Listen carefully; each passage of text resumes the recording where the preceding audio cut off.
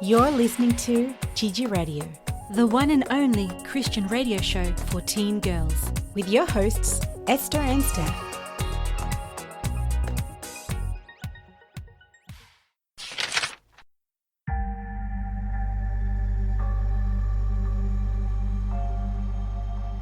The King and the Witch.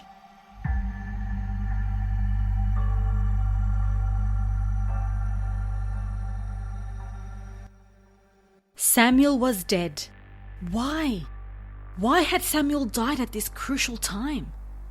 Saul threw a javelin across the valley and roared like a caged lion. He felt trapped, lost, furious, restless. He needed Samuel's advice. If he could just sit a few minutes with him and talk, that would solve all his problems. In the distance, Saul heard the war cry of the Philistine army, and again his heart constricted with fear. The Philistine army had marched for 3 days to make camp in Shunem. Saul had gathered all his army together and they camped in Gilboa, ready for battle. Saul knew that Israel was in great danger. These men were fearless murderers, ready to eliminate thousands. Again, the enemy's war cry reverberated around them. Saul shuddered and his legs trembled. He knew that in a matter of days, he and his army would be only dust. Where was God when he needed him most? In the past, God had spoken to him through visions, through prophets and other means. But now, where was he?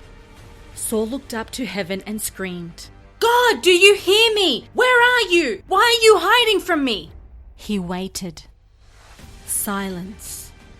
Saul clenched his fists and waited. In the distance, he heard the sharpening of weapons. Desperation engulfed him and the air was sucked from his lungs.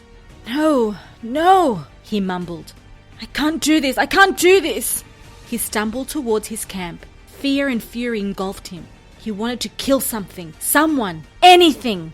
He came to a big rock, sat there to meditate.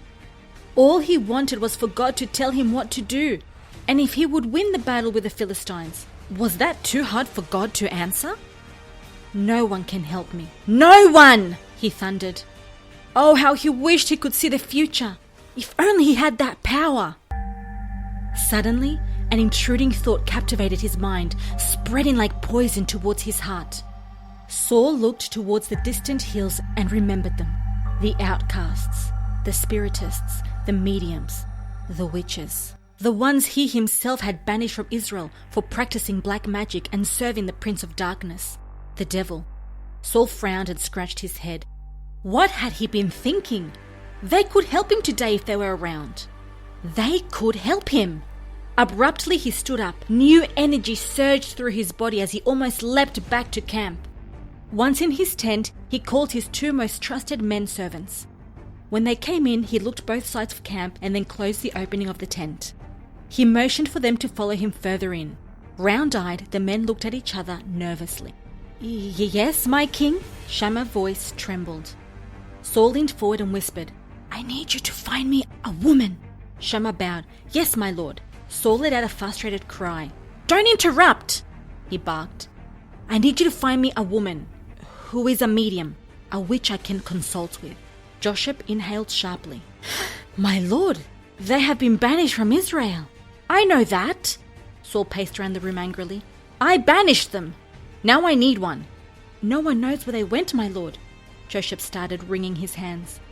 My lord, he said again, please forgive what I'm about to say. I am just concerned about you and do not want harm to come your way. He inclined his head. Just say it, Saul said through clenched teeth.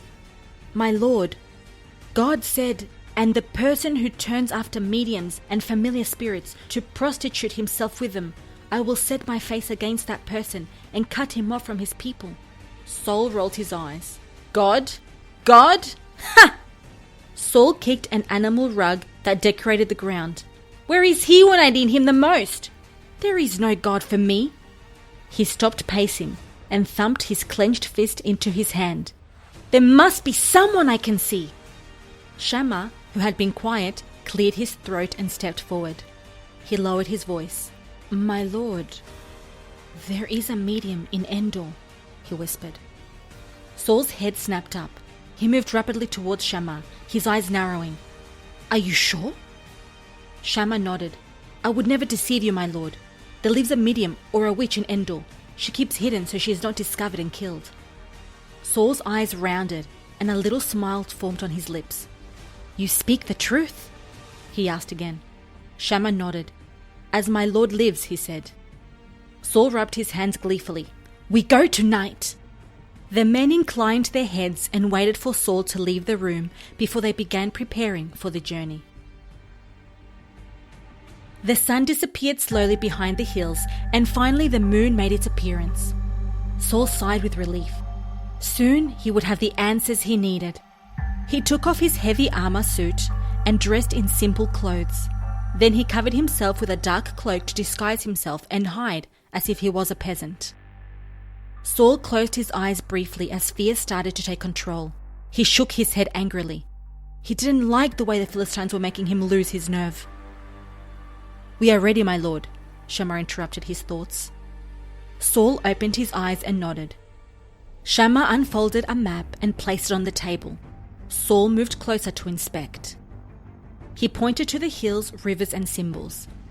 "Endor is north of the hill of Moreh," he said. Saul grunted. He already knew that. But he kept quiet. His spirit was unsettled. "My lord, we will have to travel very close to the Philistine camp, right here." Shammah moved his index finger along the hills. Saul inhaled. He had been dreading that would be the case. Shammah continued.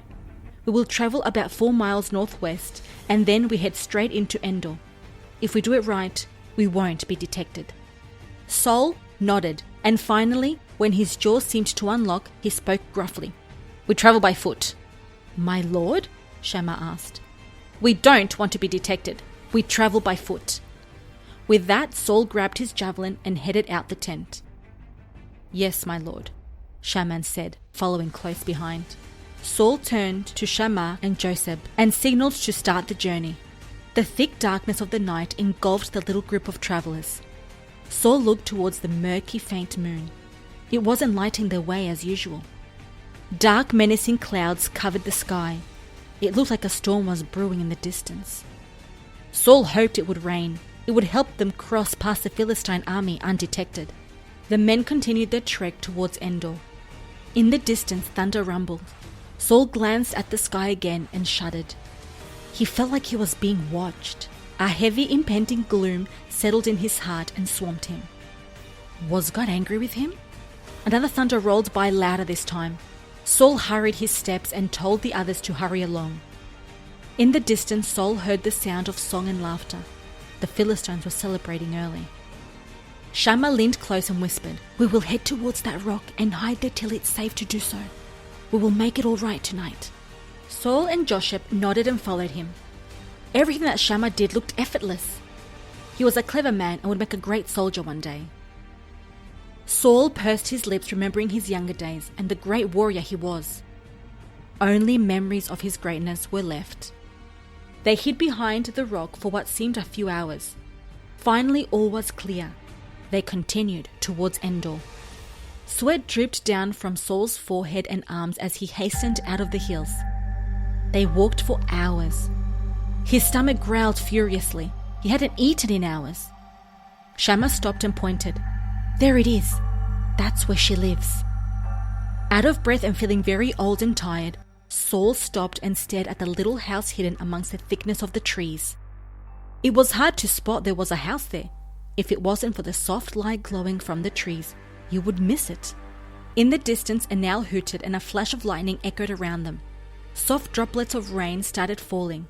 The rain was coming. Saul nodded and motioned for Shammah to go ahead and knock. Shammah knocked on the door and waited. "Who visits?" A croaky male voice asked. "Shammah, I am looking for the medium." The door opened slowly and an old man stuck out his head. For a long minute he stared at them.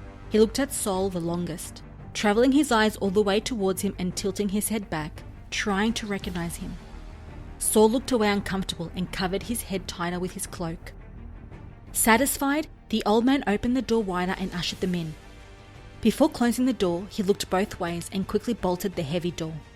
The room was dimly lit. A few soft candles flickered around the room, and a misty fog seemed to envelope them, creating a secret and mysterious mood. The hair on Saul's arms prickled, and he shuddered. Although the room looked warm, there was a gloomy, strange presence living there. Saul felt that the room was filled with hundreds of eyes watching his every move. Wait here, the old man said before disappearing towards a room. They waited in silence.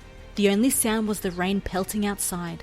Thunder rumbled louder and a howling wind rattled the roof. Saul lifted his eyes to the ceiling, wondering if the storm would rip it up. Soon the old man appeared with a woman wearing a dark veil around her head. Long salt and pepper-colored hair cascaded down to her waist. She moved to the middle of the room and motioned for the group to sit down. Saul saw her eyes dart back and forth, unsure and afraid. What do you want? She asked, staring at them all, her dark eyes resting on Saul. She tilted her head to one side as if studying him, her forehead wrinkled in concentration. Saul spoke quickly, interrupting her scrutiny. I want you to consult a spirit for me. You need to call upon the person I name. The woman's mouth hung open and she almost jumped up from her seat, pointing to Saul and his servants. You! You have come to set a trap for me! She yelled. No! Saul stood up and shook his head. You know what Saul has done? You know he has banished us all. Medium spiritists are cut from the land. The woman's eyes seemed crazed. Why are you disturbing me? You want them to kill me, don't you? Don't you? She paced the room in deep anxiety, breathing noisily. Leave! Leave now! She shouted, pointing to the door. Saul's voice thundered. Enough! Everyone in the room seemed to stop breathing. Saul spoke again, calmer this time. As surely as the Lord lives, you will not be punished for this. I swear. The woman stared at them silently and waited. Outside, the moaning and groaning of the wind shook the little house. Finally, with a shaky breath, she finally said, Who do you want me to bring up from the spirit world? Bring up Samuel, Saul commanded. The woman nodded. She closed her eyes, mumbled a few words, and then opened her eyes again. Saul watched in fascination. The medium began to concentrate. A glassy, empty look of vacancy spread across her motionless face. Her breathing changed, and she extended her arms as if waiting to embrace something or someone.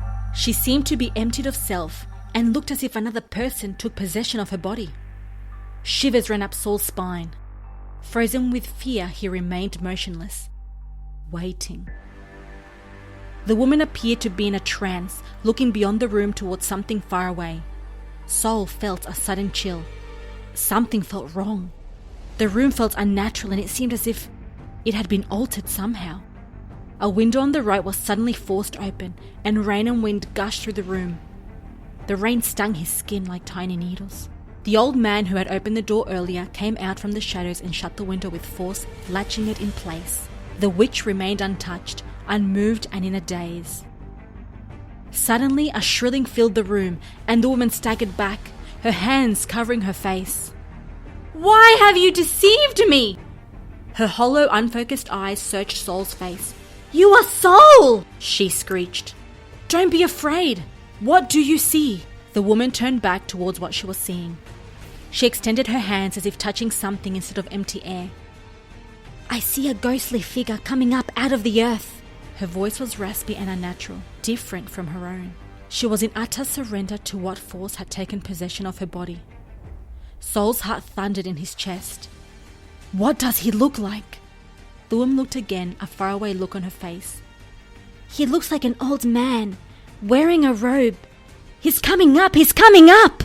Her voice rose with delirium. Saul could feel the presence enter the room. His flesh tingled and his heart raced wildly. A fog seemed to lift in the room as the woman kept speaking. It's him! It's him! She shouted. He looks like the prophet! Saul let out a cry and fell to the ground and bowed down, his face touching the dirt in reverence. He had entered the shadowy world of ghostly forms and voices. Why have you disturbed me by calling me up? The spirit asked. Saul lifted his head and cried, I am deeply troubled. The Philistines are making war against me, and God has deserted me.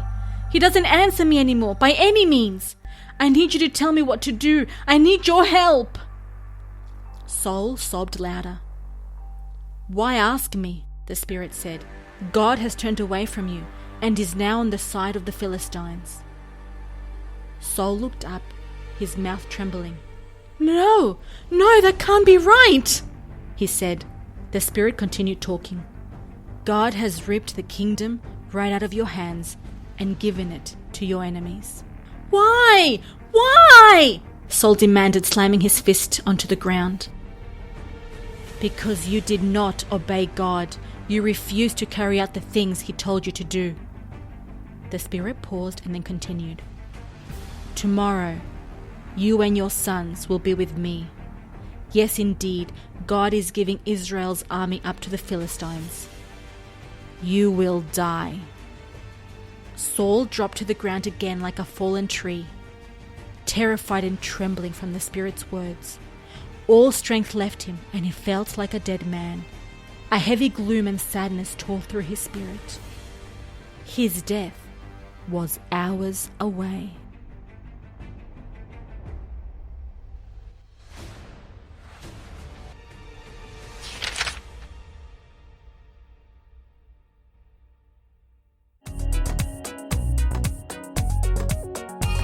This has been Gigi Radio signing out.